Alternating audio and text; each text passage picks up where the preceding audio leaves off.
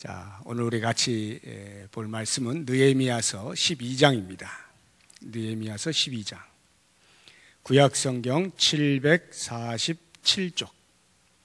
구약성경 747쪽. 느헤미야서 12장 27절에서 43절까지. 27절에서 43절까지. 자, 한 절씩 교독을 하겠습니다. 예루살렘 성벽을 봉헌하게 되니 각 처에서 레위 사람들을 찾아 예루살렘으로 데려다가 감사하며 노래하며 재금을 치며 피파와 수금을 타며 즐거이 봉헌식을 행하려 하며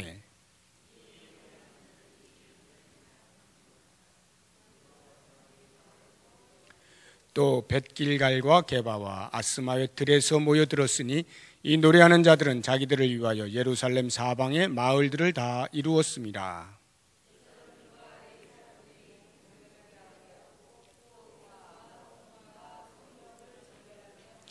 이에 내가 유다의 방백들을 성벽 위에 오르게 하고 또 감사 찬송하는 자의 큰 무리를 둘로 나누어 성벽 위로 대오를 지어 가게 하였는데 한 무리는 오른쪽으로 분문을 향하여 가게 하니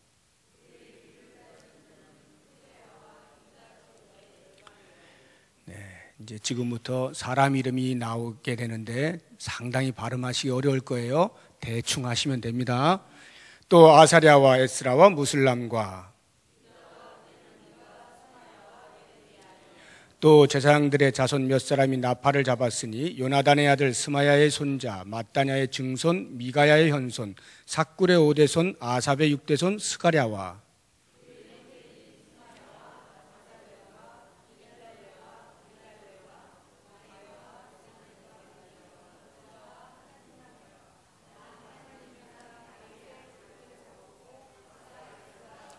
샘문으로 전진하여 성벽으로 올라가는 곳에 이르러 다윗성의 층계로 올라가서 다윗의 궁 윗길에서 동쪽으로 향하여 수문에 이르렀고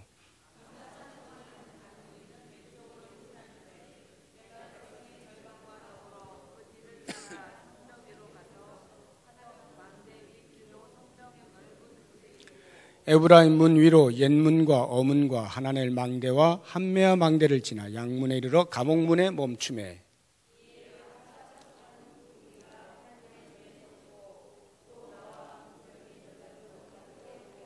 제사장 엘리야김과 마아세야와 미냐민과 미가야와 엘류에네와 스가랴와 하나냐는 다 나팔을 잡았고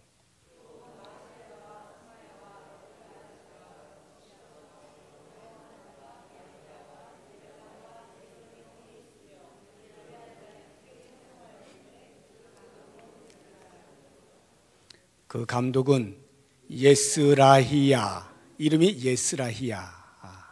자, 다 같이 읽습니다. 이날에 무리가 큰 제사를 드리고 심히 즐거워하였으니 이는 하나님이 크게 즐거워하게 하셨습니다. 부녀와 어린아이도 즐거워하였으므로 예루살렘이 즐거워하는 소리가 멀리 들렸느니라. 아멘. 오랜만에 이런 이름들을 부르면 우리의 입운동이 됩니다. 그래서 어려운 이름들을 자주 하다 보면 치매에 안 걸려요. 집중하는 그게 있기 때문에 치매도 안 걸리고 그래서 성경을 늘 많이 읽으시면 건강하게 사실 수가 있습니다. 오늘 같이 생각을 해볼 느헤미야 7번째는 성벽 봉헌식을 우리가 보게 되겠는데 느헤미야가 이스라엘 백성들과 더불어서 성벽을 며칠 만에 완공하죠? 며칠 만에? 아시면은 이제 여기 안 나오셔도 됩니다. 52일 만에 완공을 합니다. 약 100년에 걸쳐서 조상들이 못했던 그 성벽 짓는 것을 단 52일 만에 완공을 해요.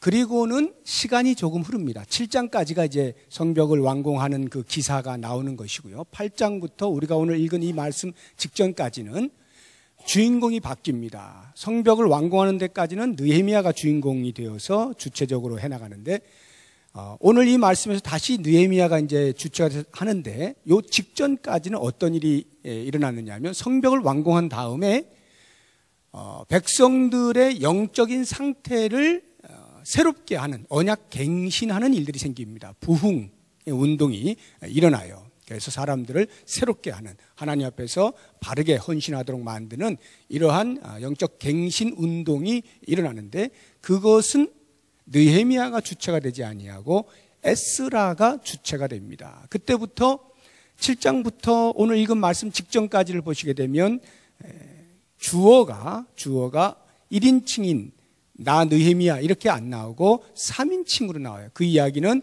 지금부터 주체는 에스라다라고 하는 것입니다. 그만큼 느헤미야는 자기가 해야 할 일과 에스라, 학자 겸 제사장인 에스라가 해야 할 일에 대하여 정확한 분별력이 있었던 거예요. 그래서 에스라로 하여금 주체가 되어져서 영적 갱신 운동을 일으키게 합니다. 그리고 나서 이제 성벽을 완공한 것에 대하여 하나님께 드리는 성벽 봉헌식을 올려드리는 게 오늘 본문의 말씀입니다. 자, 이 성벽 봉헌과 관련되어져서 오늘 제가 4가지를 같이 살펴볼 것인데, 우리의 신앙의 삶과 아주 밀접한 내용들이 나옵니다. 가장 먼저 우리가 생각을 해볼 것은, 느헤미야가 성벽 봉헌을 하기 위해서 제일 먼저 한 게 뭐냐면 백성들을 예루살렘으로 불러 모으는 거예요. 이주 정책을 썼습니다. 무슨 말인가 하면 그때까지 예루살렘에 사람들이 그다지 많이 살지 않았어요. 특별히 레위 사람들, 하나님께 예배할 때에 그 예배를 집전하는 주체자들인 레위 사람들이 그렇게 많이 살지가 않았어요. 뭐 많이 살 이유가 없죠. 예루살렘에 뭐 다 황폐화되었는데 거기서 굳이 앉아있을 이유가 없는 거예요. 각각 자기들 먹을 것 찾아서 여기저기서 농가 밭에서 그러고 살고 있는 거예요. 그런데 느헤미야가 이제 성벽이 완공이 되면서 이 일이 단순히 성벽이 완성되었다는 문제가 아니라 하나님의 나라, 하나님이 선택하신 민족으로서의 성벽 완공이다라고 하는 차원에서 하나님께 그 성벽 완공에 대한 감사의 봉헌식을 드릴 때에 필요한 것이 레위 사람들의 예배 집전이었습니다. 그래서 레위 사람들을 불러 모으는 거예요. 사방에 흩어져 있는 레위 사람들 다 불러서 예루살렘에 기거하게 하고요.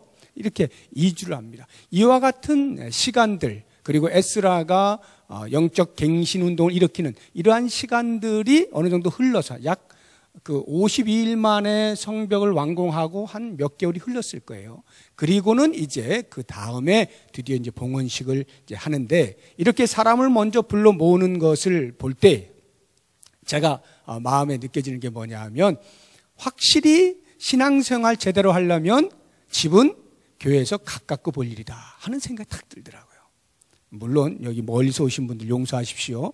나는 멀리서 왔다 이러시는 분은 대단한 거예요. 그건 정말 대단한 열심과 열정으로 하나님을 섬기는 겁니다. 신앙생활은 가깝고 볼 일이야. 가까워야 아무 때나 쪼르륵 와서 기도할 때 기도하고 엎드릴 때 엎드리고, 뭐 청소를 하나 하더라도 가까워야 뭘 움직이기가 쉬운 거예요. 근데 멀면 아무래도 자주 오는 것이 쉽지가 않습니다. 그러다 보니 주일에 온다든가 이런 정도의 신앙생활을 할 수밖에 없는데, 멀리 계신 분들 이사하십시오. 교회 근처로 이사하셔서 신앙생활 열심히 하세요. 저도 가까이 왔잖아요. 신앙생활 열심히 하려고 가까이 왔는데 교회 근처에 집이 있으면 아무래도 신앙생활이 우리 하나님 앞에 더 가까이 나아가게 되는 것 같습니다.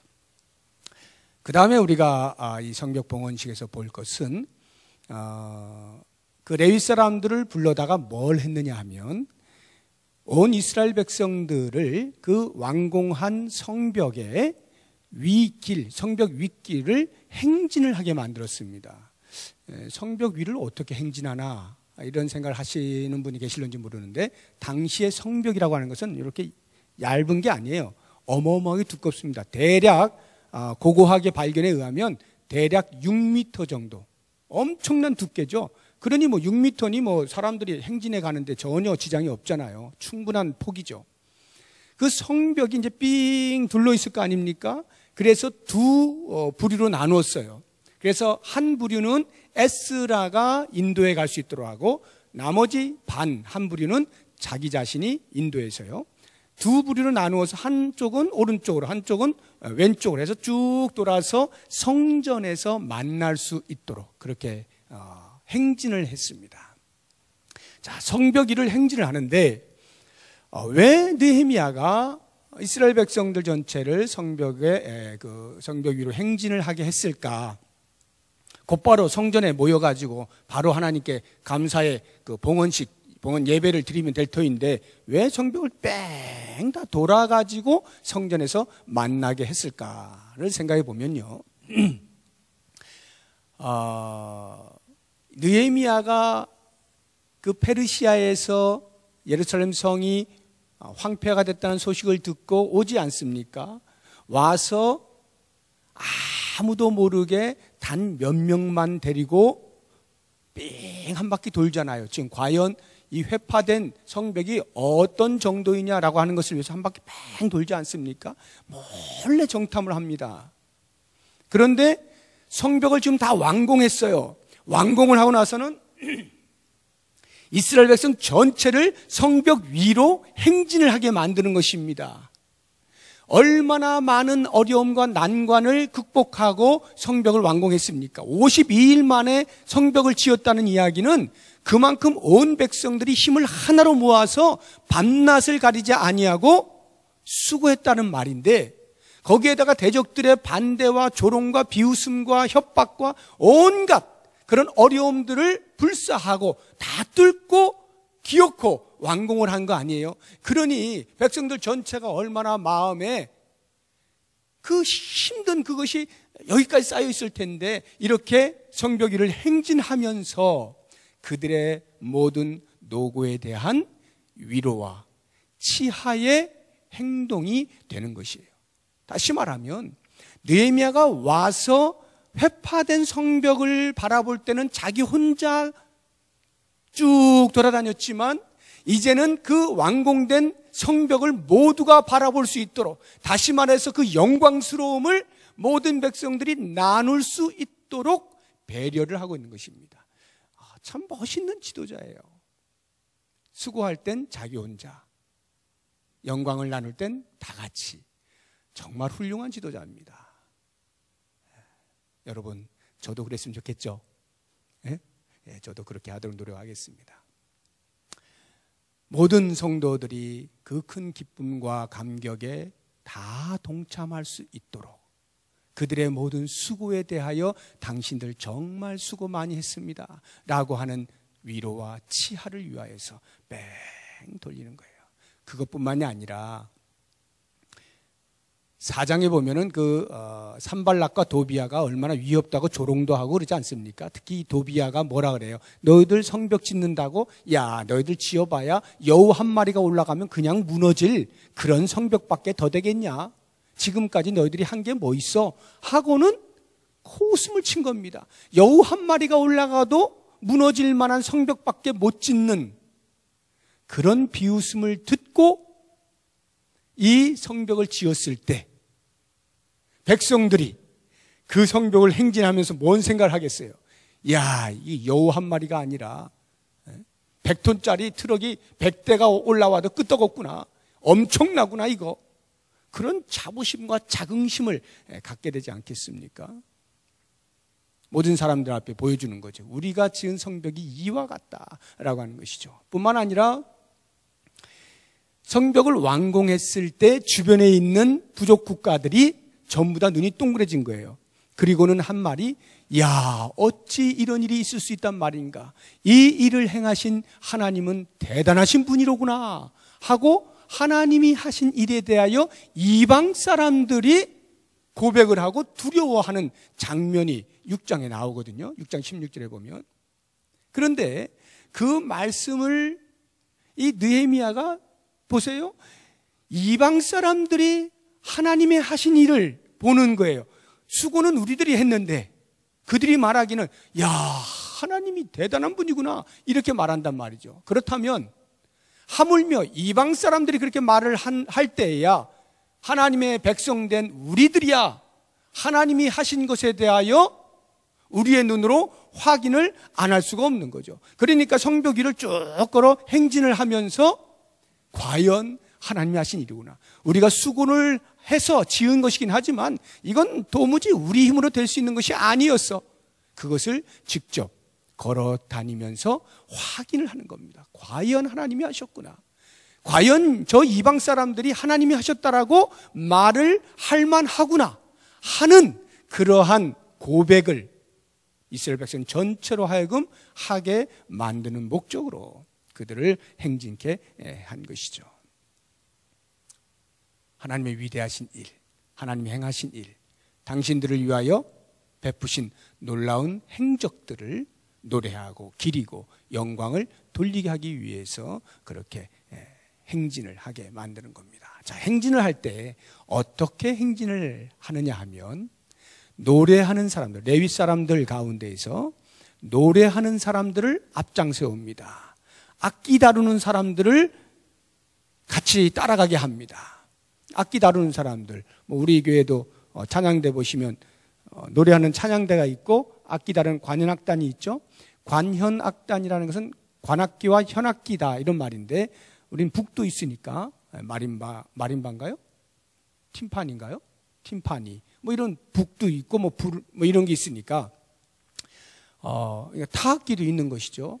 이런 걸 다 합치면 오케스트라라고 그러는데 여기 오늘 본문의 말씀도 보면 수금이며 비파며 이런 것들이 다 동원돼요. 나팔이며 그런 걸 보면 노래하는 사람들과 오케스트라가 함께 앞장을 서서 쭉 가고 그 뒤를 이스라엘 백성이 따라가는 겁니다. 왜 그렇게 하느냐 하면 그 노래하는 자들과 악기를 다루는 자들이 감사 찬송을 하는 거예요. 그러니까 행진하면서 계속 감사 찬송을 하게 하는 것이죠.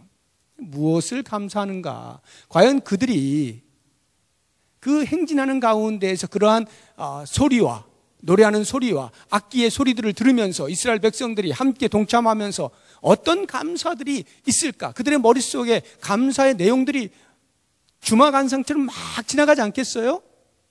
어떤 감사들일까요? 이렇게 패배의식에 쩔어 있는 우리들에게 어떻게 느헤미야와 같은 지도자를 보내주었을까? 대단하신 하나님이시다. 그 페르시아에서 술 맡은 관원장으로서의 권세를 뿌리치고 우리를 위해서 이렇게 오다니 대단한 분이 와서 정말 하나님 감사합니다. 뿐만 아니라 그 아닥사스다 왕이 느헤미야가 오도록 인허해 준 것과 올 때에 아무런 어려움 없도록 조서를 꾸며주고 하는 협력하는 일들도 역시 얼마나 감사한 일인지 모릅니다. 이미 에스라가 귀환해서 그 일을 하려고 할 때에 주변 국가들이 아닥사스다 왕에게 상소를 올려서 못하게 막은 거 아닙니까? 한번 못하게 막은 것인데 느헤미야가 다시 간청하여 성벽을 쌓기 위해서 보냄을 받았다는 것은 그 아닥사스다의 인허를 받았다는 것은 대단한 일이거든요. 하나님이 하신 일이죠. 감사할 수밖에 없어요. 성벽을 짓고자 하는데 우리의 힘만으로도 부족하고 어렵고 모든 에너지가 다 쏟아지게 마련인데 대적들이 얼마나 못살게 구는지, 그런데 그 모든 대적들을 물리치고 기어코 완성을 해내는 그런 것들에 대한 감사. 어떻게 우리를 이렇게까지 인도하셨을까? 어떻게 이렇게 멋진 성벽을 짓게 만드셨을까? 성벽 위를 행진하면서 온갖 감사의 내용들을 다 떠올리면서 그 찬양대를 따라가면서 쭉 성도들이, 그 이스라엘 백성들이 그렇게 행렬을 지어서 가는 거 아닙니까? 얼마나 아름다운 광경인가 한번 여러분들이 상상을 한번 해보시라고요.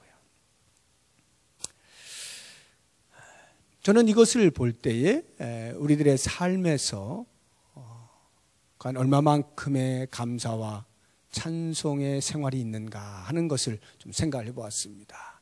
하나님께서 나를 위해, 우리를 위해서 베푸신 많은 행적들이 있는데, 은혜들이 있는데 그런 것들에 대하여 과연 나는 얼마만큼 감사하면서 그 감사에 걸맞는 찬송을 올려드리고 있는가라고 하는 것입니다.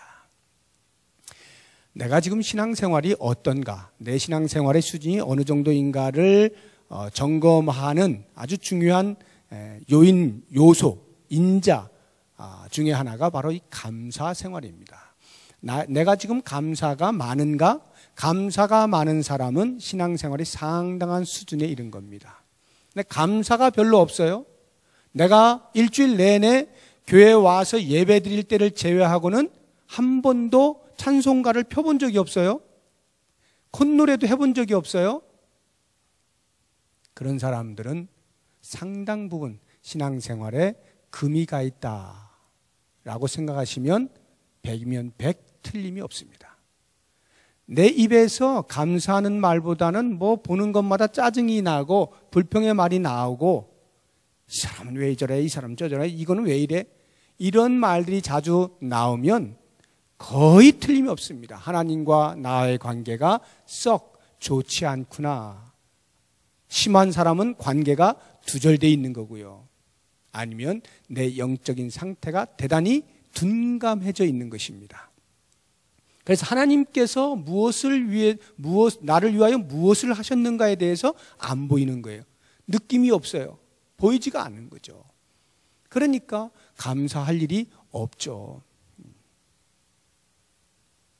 그래서 우리의 신앙생활이 얼마만큼 정상적으로 지금 원만하게 가고 있느냐라고 하는 것은 하나님 앞에서 나의 감사하는 생활의 정도를 통해서 금방 진단을 할 수 있다라고 하는 것입니다. 그래서 여러분들이 한번 이 말씀을 듣고 나서 오늘 기도하시면서 또 집에 가셔서 곰곰이 묵상해 보시고 지난 일주일의 삶을 한번 돌아보십시오. 과연 내가 일주일을 단위로 해서 내 생활 가운데 감사나 또는 기쁨의 찬송과 하나님께 감사해 드리는 찬송의 소리가 얼마만큼 있었는가 하는 것을 점검해 보시고 그런 부분에서 뭔가 문제가 있다라고 여겨지시는 분들은 속히 그것을 회복을 하셔서 하나님과의 관계가 다시금 밀착될 수 있도록 그렇게 해야 할 것입니다. 자, 오늘 이 성벽 봉헌 시간 세 번째로 우리가 볼 것은 행진을 할 때에 이렇게 감사를 한다라고 하는 이 감사가 그것으로 끝나지 아니하고 성전에 모여서 감사 제사를 올려드립니다. 감사의 예배를 드리는 거예요. 아마 이 감사제니까 우리 5대 그 제사 가운데서 아마도 화목제가 아닐까 하는 생각이 들어요. 여기 보면 그 어린아이, 부녀와 어린아이도 즐거워했다라고 하는 것으로 보아서는 분명히 그 화목제일 것인데 이 감사의 그 제사를 드렸다라고 하는 것, 이것을 우리가 좀 눈여겨봐야 되는데 이 감사를 드릴 때, 제사를 드릴 때 어떻게 드리느냐 하면 43절에 보니까 이날에 무리가 큰 제사를 드리고 심히 즐거워하였으니 이는 하나님이 크게 즐거워하게 하셨습니다. 부녀와 어린아이도 즐거워하였으므로 예루살렘이 즐거워하는 소리가 멀리 들렸느니라. 자, 즐겁다는 소리가 몇 번 나옵니까? 즐겁다는 말이 몇 번 나와요? 3번? 예, 4번이죠. 4번. 이날에 무리가 큰 제사를 드리고 심히 즐거워하였으니 이는 하나님이 크게 즐거워하게 하셨습니다. 부녀와 어린아이도 즐거워하였으므로 예루살렘이 즐거워하는 소리. 즐겁다는 말이 4번 나오죠. 근데 원어에는, 히브리어 원어에는 5번 나옵니다. 5번. 우리 한국말이 번역을 할 때 하나를 빼먹었어요. 뭐 빼먹은 게 아니라 번역을 예쁘게 하느라고 그렇게 한 건데 실제로는 어디에 더 있느냐 하면 그 이는 하나님이 크게 즐거워하게 하셨습니다 라고 하는 여기에 그 즐겁다는 그 단어가 사마흐인데 사마흐가 2개가 나와요. 어떻게 2개가 나오냐면 여기 크게 즐거워하게 했다는 크게가 사실은 이게 이제 즐겁다라는 단어거든요. 더 쉽게 이야기하면 하나님이 큰 기쁨으로 즐거워하게 했다, 이런 뜻이 되는 거예요. 쉽게 이야기하면. 그러니까 총 5번이나 나와요. 한 절에 즐겁다는 말이 5번이나 나올 만큼 감사제의 특징은 기쁨이다 이 말이에요. 감사의 제사를 드릴 때의 특징, 나타나는 현상은 기쁨이에요. 즐거움이에요. 이거를 우리가 놓치면 안 됩니다. 여러분들 이 땅에 있는 종교들을 한번 이렇게 가만히 보세요. 가만히 보시면 종교들이 각각 자기들의 그 예식을 행하지 않습니까? 모여서 예식을 행할 때 우리 기독교만큼 즐겁게 예식을 행하는 데가 있는가 한번 살펴보세요. 없어요. 찬송하는 데가 없어요. 즐거워하는 데가 없어요. 예식이란 전부 엄숙해야 되는 거예요. 신 앞에서 엄숙해야 돼요. 여러분 불교 한번 가보세요. 가보신 분 계세요? 절에 가서 깔깔깔깔 거리는 사람 있습니까? 전부 여기에 얼굴이 거의 무표정으로 다 엄숙해. 신 앞에서 엄숙해. 불교만이 아니에요. 이 땅에 있는 종교들은 거의 대부분이 그렇습니다. 유독 기독교만 찬송이 있어요. 이게 놀라운 거예요. 왜 그렇다고 생각하세요? 여호와 하나님은 살아계신 하나님으로 우리와 인격적인 관계를 가지시는데, 이 43절의 말씀을 보니까 우리가 감사제 가운데 나타나는 현상이 왜 기쁨이냐? 이유가 나오는데, 이는 하나님이 크게 즐거워하게 하셨습니다. 하나님이 우리로 즐거워하게 만들어 주신 거예요. 감사의 제사를 드릴 때 너희들은 기쁨으로 드려라. 내가 너희들의 마음 가운데 기쁨을 심어준다. 이것이 하나님의 뜻이에요. 하나님은 우리가 즐거워하는 것을 좋아하셔요. 시무룩하게 인상 쓰고 있는 것을 좋아하지 않으신다고요. 하나님 앞에 예배할 때 하나님께서 우리를 구원하여 주신 그 구원의 은혜에 대하여 감격하여 드리는 예배가 시무룩하고 인상을 쓰고 거룩과 경건을 빌미로 얼굴에 웃음이 사라진 채 그렇게 예배드리는 것은 하나님이 전혀 기뻐하는 예배가 아닙니다. 왜 예배를 축제라고 하느냐? 바로 여기에 그 이유가 있는 거예요. 예부터 이렇게 신앙생활을 주로 거룩하게 해오신 분들, 예배 시간에 정말 눈도 돌리지 않고 다 이렇게 예배를 드리셨던 우리 어르신들, 저는 너무나 존경을 합니다. 그렇게 예배 드린다는 건 정말 힘든 거예요. 그런데 정말 하나님 앞에서 조금도 내 자세를 흐트리지 아니하고 똑바로 이렇게 드리는 너무도 존경스러운 모습입니다. 그러나 그것이 하나님이 내 마음 가운데 부으시는 기쁨을 막는 것이 된다면 그걸 벗어나야 돼요. 그걸 털어버려야 돼요. 즐거워하는 것이 얼마나 중요한지 몰라요. 여러분 예배 가운데 즐거움이 있습니까? 하나님을 만난 겁니다. 빨리 끝나기를 기다립니까? 빨리 끝나서 이거 예식 끝나면 또 내 할 일을 해야 되는데 일단 내가 좀 하나님 앞에서 할 일을 하고 보자. 이런 사람의 마음에는 기쁨이 들어올 틈이 없죠. 그러니 얼굴에 기쁨이 나타날 수가 없습니다. 제가 믿는 것은요, 제가 지금 50대인데 60이 되고 70이 되고 80까지 살는지 모르겠지만 80이 되고 만약에 그렇게 간다고 할 때 저는 시간이 흐를수록 분명히 제 이마에 주름은 늘어날 겁니다. 쭈글쭈글해지겠죠.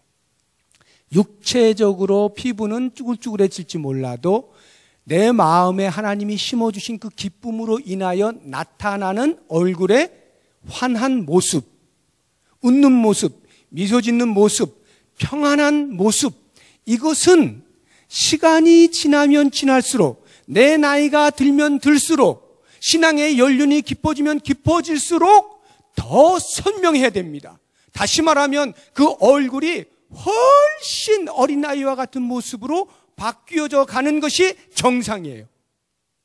나이가 들어갈수록 어린아이의 표정으로 바뀌어져 가는 그것이 지극한 정상이란 말입니다. 하나님께서 심어주신 그 즐거움을 따라서 예배하는 자의 삶을 살았다는 증거가 되는 거예요.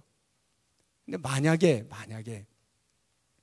내가 70이고 80이고 정말 신앙의 연륜이 수십 년이 되었는데 얼굴에 미소를 찾아볼 수가 없다라면 생각을 깊이 하셔야 됩니다.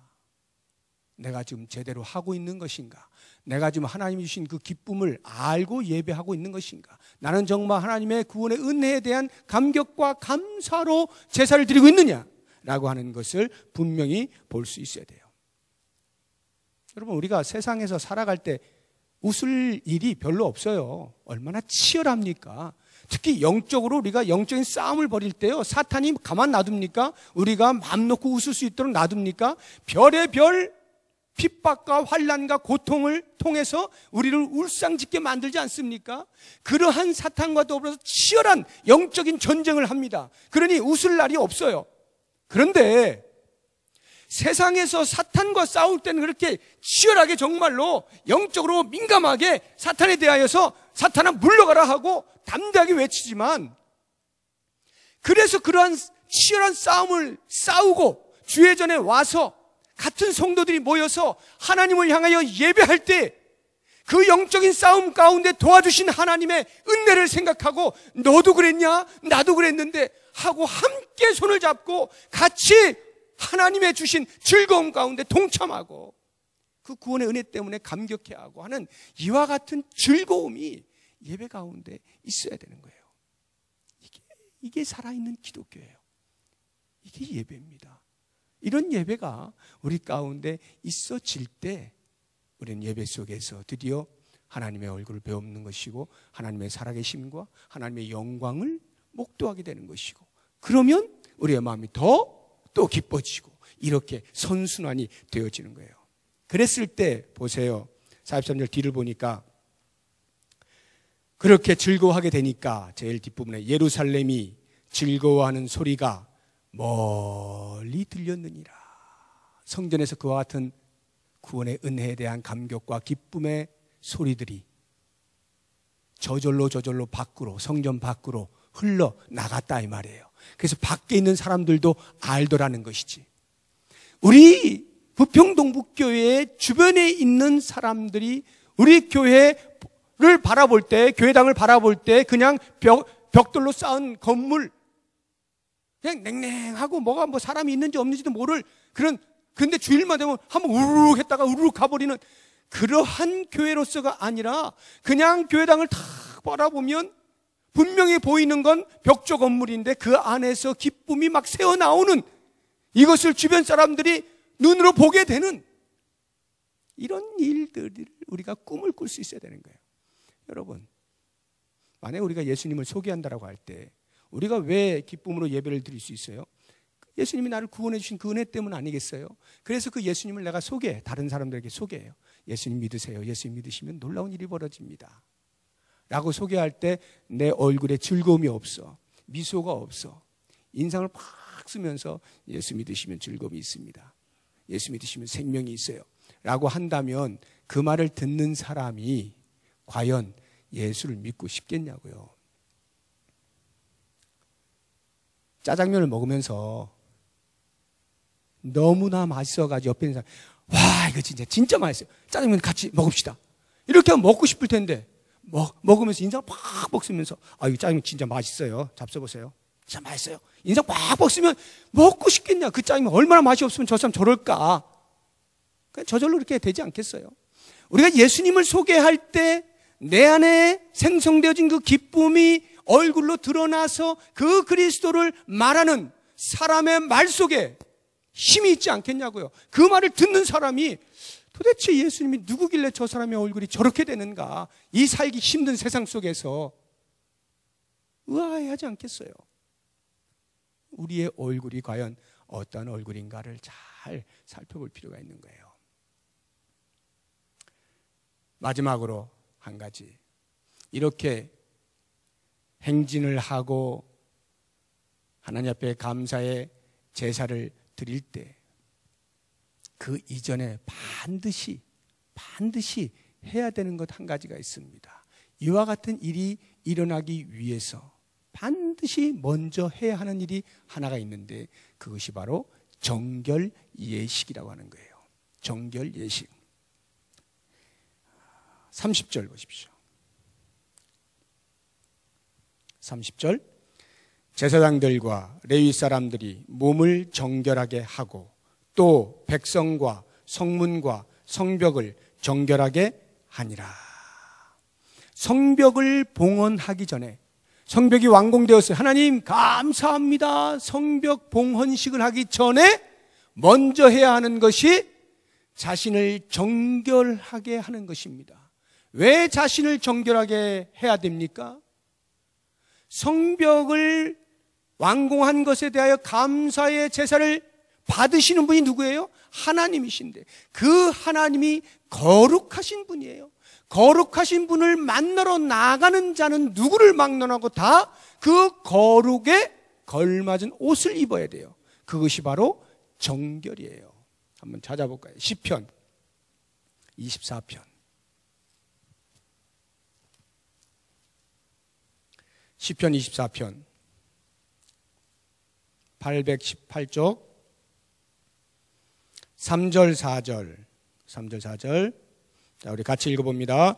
여호와의 산에 오를 자가 누구며 그의 거룩한 곳에 설 자가 누구인가? 곧 손이 깨끗하며 마음이 청결하며 뜻을 허탄한 데에 두지 아니하며 거짓 맹세하지 아니하는 자로다. 네, 손이 깨끗하다, 마음이 청결하다. 정결해야 된다요. 여호와의 산에 올라 여호와를 만날 자가 누구냐? 깨끗하게 하는, 자기를 깨끗하게 하는 자, 정결한 자가 거룩하신 하나님을 배울 수 있다라고 하는 것이에요. 그래서 야곱이 세겜 땅에 머물러 있다가 자기의 딸 디나가 강간을 당하는 어려움을 당하지 않습니까? 그래서 그 두 오빠들이 그 사람들 다 죽이지 않습니까? 큰일 났어요. 이제 가나안에 있는 모든 족속들이 합해가지고 이 야곱 일가를 무찌를 판이에요. 큰일 났구나. 너희들이 어찌하여 나에게 이렇게 두려움을 주느냐? 그때 하나님께서 나타나시죠. 너 왜 거기 있니? 너 원래 가야 될 곳이 어디야? 세겜 땅이 아니잖아. 베델이잖아. 베델로 가야지. 그 말씀을 듣고 야곱이 온 식구들을 데리고 베델로 올라가서 하나님께서 약속하신 그 언약의 말씀, 그 베델에서 제사를 드리기 위하여 출발하기 직전에 그가 한 일이 무엇이냐면 모든 우상들을 다 거두어서, 집안에 있는 모든 우상들 다 거두어서 땅에 묻고, 그리고 자기 가족들에게 명령하는 것입니다. 너희들은 정결히 행하고 의복을 바꿔 입어라. 창세기 35장에 보면 정결히 하는 거예요. 하나님의 곳으로 나아가기 위해서, 하나님의 약속의 장소로 나아가기 위해서 그가 해야 되는 것은 거룩입니다. 정결이에요.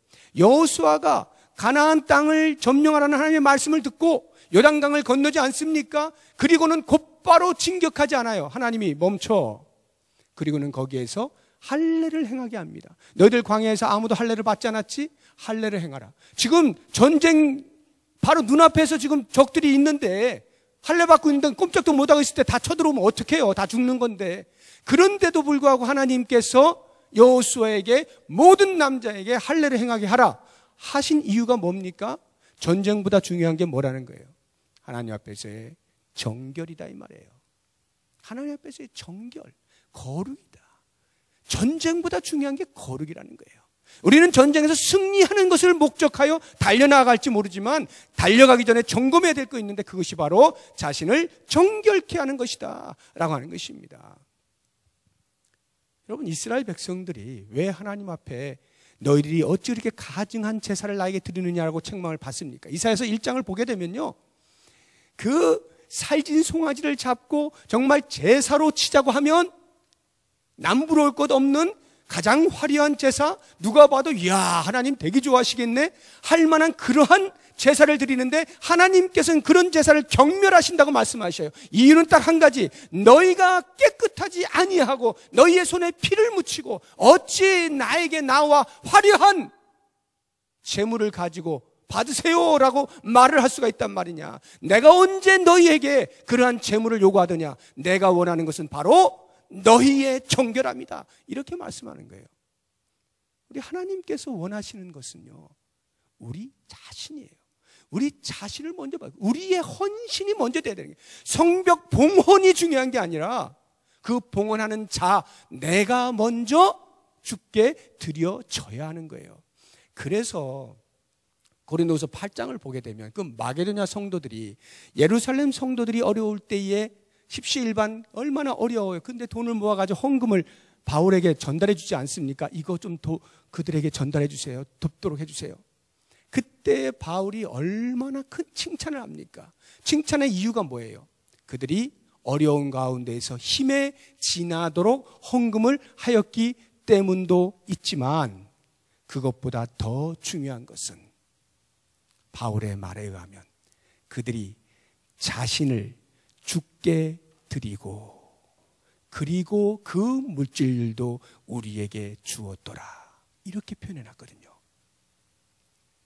그 마게도냐 성도들이, 예루살렘 성도들이 어렵다라고 할 때 돈을 모았어요. 헌금을 했어요. 그리고 전달을 해줄 때 힘에 겹도록 해준 그 자체보다도 더 중요한 것이 자신을 먼저 주께 드리는 겁니다. 자신을 주께 드리고, 그랬을 때 그렇게 힘에 겹도록 드려도 그것이 하등 아깝지가 않은 거예요. 즐거운 마음으로 차원하여 얼마든지 드려지게 되는 거예요. 내가 드려지지 않으니까 그 모든 행위들이 때로는 내가 억울해, 억울해, 내가 괜히 했어, 이런 생각이 드는 거예요. 내가 드려지지 않으면 하나님은 그 나머지 행위에 대하여 받지 않으시는 거예요. 이게 굉장히 중요합니다. 여러분, 나를 드려야 돼요. 과연 하나님은 무엇을 받기 원하시는가? 우리로부터 예배를 받기 원하시죠. 어떤 예배인가? 나를 드리는 예배입니다. 내가 몸은 여기 있지만 온갖 생각과 개념들은 다른 데가 있고, 빨리 이것이 끝나기를 바라는 형식의 하나로 이 자리에 앉아 있다고 하면 예배 시간에 참여를 하였으나 하나님은 전혀 받지 않으시는 예배가 되고 마는 거예요. 하나님은 이와 같은 예배의 형태를 원하시는 게 아니라 앉아있는 우리 각 사람 한 사람 한 사람을 원하신다고요. 나를 받기를 원하시는 거예요. 그렇기 때문에 우리는 그 부분을 점검해야 됩니다. 과연 나는 예배할 때 나를 주께 드리고 있는가? 과연 나는 주의 교회를 위하여 뭔가 마음을 바쳐서 헌신한다라고 할 때, 봉사한다라고 할 때 나를 드리고 있는가? 아니면 나의 열정을 드리고 있는가? 아니면 내가 그 일에 대한 어떤 결과를 주 앞에 드리려고 하고 있지는 않는가? 나를 드리고 있는가? 나를 드린다는 말은 어떤 일의 성취로 인하여 하나님께 감사의 예배를 드린 것뿐만이 아니라 그 일의 성취가 되기까지의 모든 과정 자체를 하나님 앞에서 행한다라고 하는 뜻이 있는 거예요. 나를 드리는 것, 나를 정결히 하는 것, 여기에서 성벽 봉헌식은 의미가 있게 되는 겁니다.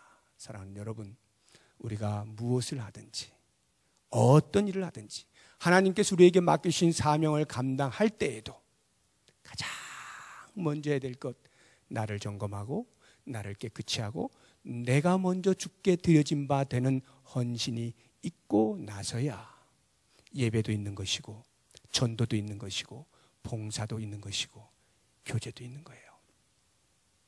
모쪼록 원하기는 오늘 말씀을 통하여서 과연 하나님이 기뻐 받으셔서 하나님이 크게 웃으시면서 사용되어지는 내가 되기를, 그리고 하나님이 우리에게 주신 선물, 그 구원의 큰 즐거움의 기쁨들을 내 마음 가득 담고 자원하여 그 기쁨에 겨워 주의 거룩한 일을 감당할 수 있는 사람이 되기를 위하여서 기도하는 귀한 밤 되시기를 바랍니다. 기도하겠습니다.